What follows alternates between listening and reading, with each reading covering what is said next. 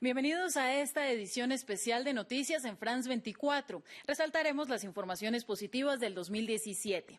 Para hacer el recorrido por los temas nos acompañan en estudio Natalio Cosoy, corresponsal de la BBC en Colombia, y Eduard Soto, editor internacional del periódico El Tiempo. Bienvenidos. Vamos a empezar hablando de migración. En enero de este año, el presidente de Estados Unidos, Donald Trump, anunció el bloqueo de la llegada de refugiados a Estados Unidos por 120 días, así como el ingreso de ciudadanos de 7 naciones, incluyendo Siria. Canadá dio un paso adelante y reiteró su política de recepción de desplazados. A aquellos que huyen de la persecución, el terror y la guerra, los canadienses les damos la bienvenida independientemente de su religión. La diversidad es nuestra fortaleza. Bienvenidos a Canadá. Estas fueron las palabras del primer ministro canadiense Justin Trudeau, quien además invitó a que se desarrollen trabajos de ciencia en el país. Y comenzamos. Edward, háblenos acerca de esta política totalmente contraria a Donald Trump. Sí, sin lugar a dudas es una gran noticia que Justin Trudeau hubiera tomado la decisión de no cerrar las puertas. De hecho, Canadá es uno de los países de los mayores receptores de inmigrantes. Se habla de más o menos unos 300,000 al año, de los cuales serán unos 40,000, unos 50,000 son refugiados. Entonces, de alguna manera eso le hace contrapeso a la política migratoria del presidente Donald Trump, aunque obviamente el número siempre será insuficiente. Natalio, alguien definitivamente tiene que hacer algo con el tema de los migrantes. El hecho de que Canadá dé un paso al frente habla muy bien del país. Sí, por otro lado hay que mirar la situación que ocurre en Europa, las dificultades que tiene Europa y los debates internos que hay en el país, que reflejan de algún modo, en el continente, de algún modo reflejan la tensión que hay en el mundo respecto a la problemática. Sí, Canadá dio un paso al frente y además es una tradición en Canadá la recepción de migrantes, pero es algo que no está resuelto y vamos a seguir viendo en 2018 como un tema central de la agenda internacional. Pues algo que seguramente desarrollaremos en France 24 más adelante. Pero varias noticias positivas en 2017 también fueron responsabilidad de la organización argentina Abuelas Plaza de Mayo, que desde 1977 avanza con su misión de localizar y restituir a sus víctimas, a las familias de todos los niños desaparecidos por la última dictadura argentina. A la fecha, más de 150 nietos fueron hallados y el reporte lo tiene Claudio Martínez, corresponsal de France 24 en Buenos Aires. Sí, Ángela, habitualmente las buenas noticias en este país tienen que ver muchísimo con las abuelas de Plaza de Mayo. Algunos se atreven a decir que es lo mejor que le ha pasado a la democracia argentina desde su restitución en el año 1983, hace 34 años. Y este año fue un año muy prolífico para las abuelas de Plaza de Mayo porque han logrado resolver 5 nuevas historias. Las abuelas de Plaza de Mayo son un faro para la democracia argentina y para los derechos humanos y expresan algo así como una contradicción o, si se quiere, una paradoja. Vienen de una historia trágica y dramática, la historia de los desaparecidos en la Argentina, 30.000 desaparecidos durante la dictadura que gobernó el país entre 1976 y 1983. Pero a la vez expresan una historia luminosa porque tienen un mensaje de amor, de lucha y de esperanza. Además, las abuelas de Plaza de Mayo, que han restituido, decía este año, 5 nuevas identidades, han tenido mucho que ver con otros aspectos de la vida argentina y me atrevo a decir universal, porque fueron claves en el desarrollo de los estudios genéticos para resolver cuestiones de identidad. También fueron las impulsoras del equipo de antropología forense, que comenzó trabajando aquí en la Argentina, pero que hoy brinda servicios a muchos países del mundo con dificultades vinculadas con catástrofes humanitarias o derechos humanos. Pero también, Ángela, hay que decir, y tal vez sea un aspecto más frívolo, que las abuelas de Plaza de Mayo inspiraron la historia de la primera película argentina que ganó el Oscar, que se llamó La Historia Oficial, que contó precisamente la historia de una de las abuelas de Plaza de Mayo.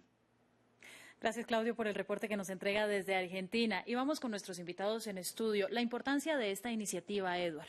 Sin lugar a dudas, es una de las muy buenas noticias del año. Tengamos en cuenta que se cerró precisamente este año con ese juicio a los vuelos de la muerte, en el que tuvieron que ver también las madres de Plaza de Mayo, porque precisamente uno de esos cuerpos que no desapareció en el mar, sino que terminó llegando a las playas, era precisamente de una de las fundadoras de este movimiento de las abuelas de Plaza de Mayo. Entonces, sin lugar a dudas, digamos que que han marcado un antes y un después en la lucha por los derechos humanos en Argentina después de la dictadura, aunque también hay que decirlo, muchas veces se les ha criticado por su excesiva politización, que a veces son kirchneristas o a veces no, en fin. Entonces, eso es un elemento que hay que tener en cuenta también en el análisis. Natalio, usted es argentino. La importancia de las abuelas de la Plaza de Mayo no solamente está en su país, sin embargo, sino es a nivel mundial el reconocimiento de memoria.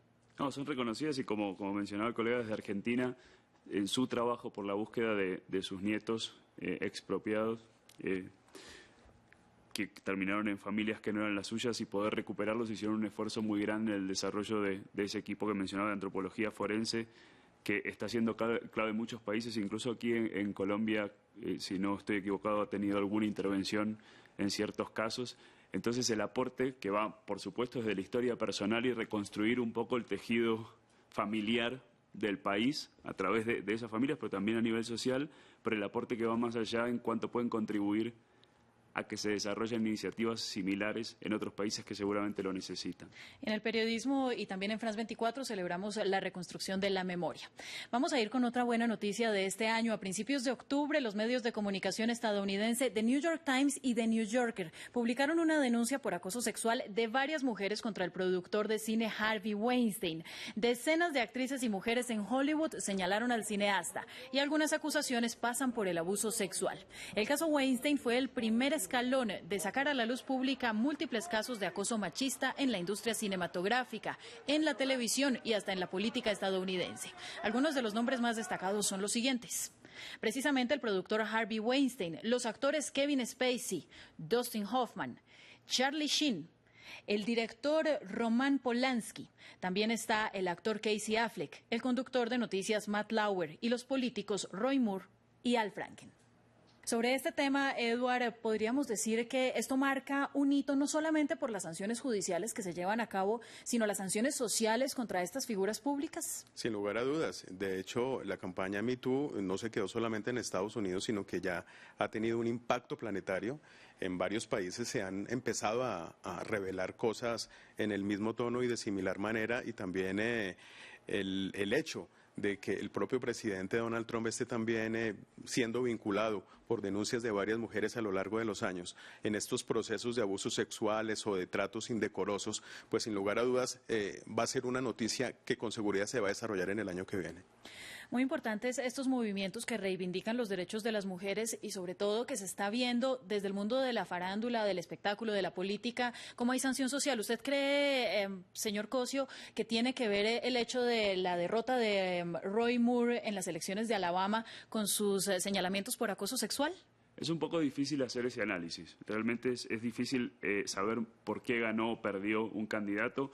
En el caso de Roy Moore, los analistas en Estados Unidos se inclinaron mucho por el voto de la población afroamericana, que no necesariamente tiene que estar relacionado con esos escándalos. Sin embargo, es muy importante que esa sanción social esté presente y se fortalezca en los casos en los que ha habido abusos y acoso en todo el mundo, no solo en Estados Unidos o en Europa, donde se han visto más casos, sino, y es como decía Edward, tal vez esperar a que en el año que viene empecemos a ver casos en América Latina, donde seguramente los hay y todavía no han emergido.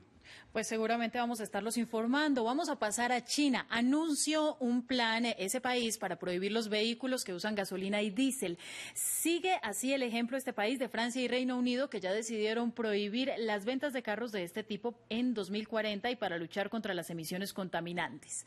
En septiembre, el Ministerio de Industria dijo que ya desarrolla investigaciones al respecto para pasar a lo eléctrico. Beijing no dio fechas concretas de la implementación. Y hablemos en este caso, Edward, acerca de lo más importante para muchos, y es la financiación de esta transición de fuentes de energía. Este es uno de los temas quizás más candentes porque se habla de, por ejemplo, en el caso de los países como Colombia, que producen carbón, o que producen petróleo, o que producen gas, ¿cómo estos países van a poder abastecerse de otras formas de energía diferentes a esto, o cómo van a suplir el dinero que les va a dejar de entrar por no explotar este tipo de de sustancias tan contaminantes. Entonces, por ejemplo, si sea un anuncio muy importante también de parte del Banco Mundial en el sentido de que no van a volver a financiar ni la explotación de gas ni de petróleo a partir del 2019. Entonces, todas estas son medidas que de alguna manera se agradecen porque cualquier cosa que se haga para luchar contra el calentamiento global es una cosa que hay que seguir apoyando a lo largo de los años. Precisamente, Natalio, esa tendría que ser la prioridad y es pensar en que nos quede planeta de aquí a 50 o 100 años. Sí, ahí la dificultad está en las tensiones que hay nuevamente entre diferentes países. Si por un lado China, la propia China, con las dificultades que ha tenido a lo largo de estas últimas décadas para impulsar su desarrollo, dice, bueno, basta, aquí paramos y aquí hacemos una transformación. En Europa también están viendo hacer una transformación respecto al uso de carbono, el uso de vehículos a combustible, pero si al mismo tiempo Estados Unidos, con la presidencia de Trump, dice, no, nosotros nos salimos de acuerdo de cambio climático, nosotros impulsamos que es una posibilidad la explotación de carbón o la generación de energía con la utilización de carbón, esas tensiones generan una dificultad de cara al futuro. Hay que ver cómo, y eso ya es tarea de los diplomáticos y las naciones, cómo se encuentran y logran acuerdos que permitan en serio comprometerse para una reducción del calentamiento global y una protección consistente y permanente del medio ambiente. Infortunadamente las consecuencias las vamos a ver solamente a largo plazo, pero vamos a seguir hablando en la misma línea, porque tras el Acuerdo de París hace 2 años, una de las conclusiones fue que para el 2030 el carbón debería desaparecer como fuente de energía de los países de la OCDE y del mundo entero para 2050. Por eso fue un logro importante el compromiso en noviembre en la Conferencia de Cambio Climático de Bonn, que se reforzó en la conferencia Un Planeta en París. 20 naciones decidieron durante el encuentro en Alemania dejar de usar carbón como combustible y en cambio generar energía eléctrica. Esto representaría la transición a energías más amables con la tierra. Vemos algunos de los países que decidieron tomar esta decisión. Sorprende, sin embargo, Eduard, que muchos de los países anfitriones de este tipo de cumbres no se suman, como es el caso de Alemania, que no firmó en la Alianza contra el Carbón. Sí, ese es uno de los temas más preocupantes, que algunos países que han liderado esto de búsqueda de fuentes de energía alternativas, pues como que no se están sumando a la misma velocidad que se necesita. De hecho, en la más reciente cumbre climática, el propio presidente Macron salió diciendo que estamos perdiendo la batalla contra el calentamiento global, y eso es una cosa que sigue inquietando. Definitivamente muchos países no van a la velocidad, particularmente los industrializados, no van a la velocidad que se necesita para bajar esos 2 grados, que es la meta que se ha venido mencionando como el norte a lo que debemos llegar los países para que no se sigan haciendo más daños al planeta Tierra.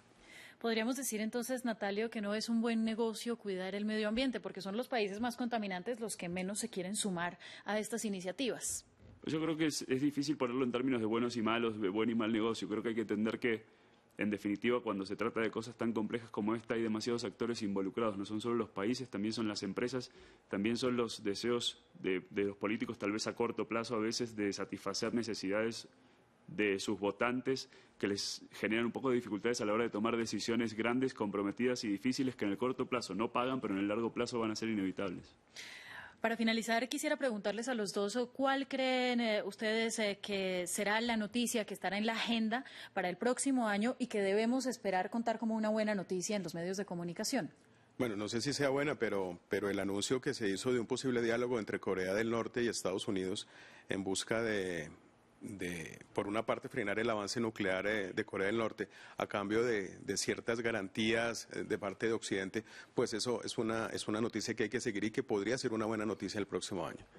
Para usted, Natalio, ¿cuál es la noticia positiva que deberíamos estar anunciando en los medios? Bueno, el triunfo de Argentina en el Mundial de Fútbol 2018, sin duda, pero además de eso, no, yo creo que me sumo en ese sentido, Eduard, que es cualquier tipo de avance en la consolidación de la paz a nivel global creo que es clave, no solo en Corea del Norte y en el lejano oriente, sino también en el Medio Oriente, que es una situación que está viviendo décadas y décadas de conflicto que no termina de resolverse. Muy bien, gracias a ambos, que nos vaya muy bien en el Mundial de Fútbol y que podamos reportar mejores noticias para el próximo año. Así sea.